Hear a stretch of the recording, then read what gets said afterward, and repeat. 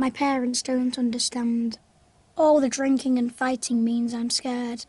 I'd like a cuddle, perhaps a bedtime story, but mostly I'd like them to stop shouting at me.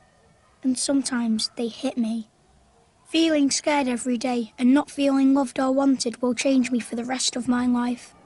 Later, I'll have problems at school, problems with alcohol, and I'll get in trouble with the police. What's happening to me right now means I'm more likely to have serious health problems in middle age and die sooner than I should.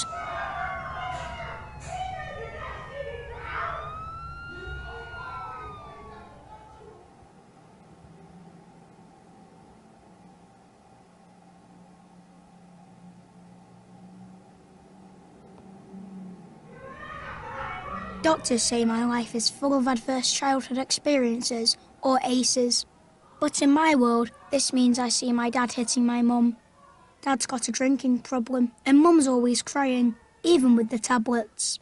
I'm always being shouted at and hit. After the booze and fags, there's not a lot of money for toys or clothes, or even food. I'm getting used to being scared all the time. Now I'm just angry. The doctors say things are changing inside me. My brain isn't learning how to control my feelings properly. My body can't relax like those kids who don't have ACEs, so my body won't be able to repair itself properly when I get older, making it more likely I'll get cancer or heart disease as an adult. It hurts when my parents hit me, but the real damage is hidden, and that damage will be with me for life.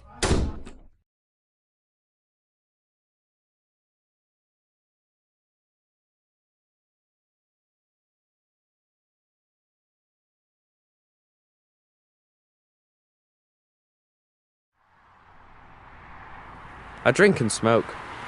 They say I'm out of control, but I'm not. It's just my way of coping with my ACEs. I've been in plenty of fights, but what's wrong with that? Kids' punches don't hurt half as much as when my dad hits me. I beat up a kid last week at school because he looked at me weird. Who cares? I ended up with more time out of school. Learning's not for me anyway, and the teachers don't care any more than my parents. I don't like the way anyone looks at me except my girl. She's 16 and pregnant, just like my mum was with me.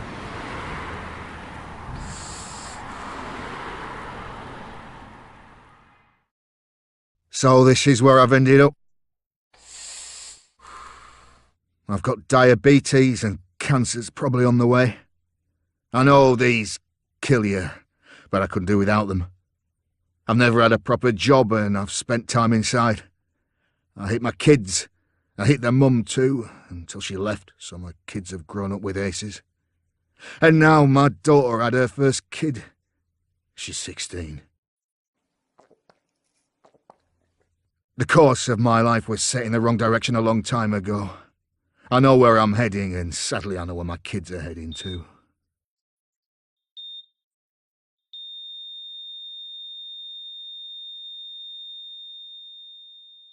This doesn't have to happen. A little help in childhood makes a big difference to where life takes you. When I was a baby, the nurses noticed that my mum wasn't coping and helped her and explained how important my childhood is to the rest of my life. So, with a bit of help, she coped. The police came round after next door complained about the noise from Mum and Dad fighting. They asked how I was feeling. I told them I was scared all the time. Mum and Dad got help. The shouting got better and the hitting stopped. I even got some bedtime stories.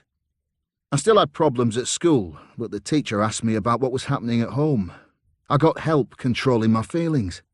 It wasn't a lot, but it was enough. I'm now married with 2 children, and I've got a job, most of the time. I haven't repeated the same problems with my kids. We got help when being a parent got too much. Our children are ACE-free, and that means their kids stand a good chance of growing up ACE-free as well. Almost half the people in England and Wales experienced one ACE as a child, and 1 in 10 of us suffered 4 or more ACEs. If we stop ACEs, millions of children would not become smokers or binge drinkers, and levels of violence in adults would be cut in half. Fewer ACEs in childhood also means fewer adults developing diseases like cancer, heart disease and diabetes in middle age. We all need to be ACE aware. Are you? Doctors, police, nurses, teachers, firefighters, and most importantly, parents. The more you know about ACEs, the more you can help stop children growing up with ACEs in their lives.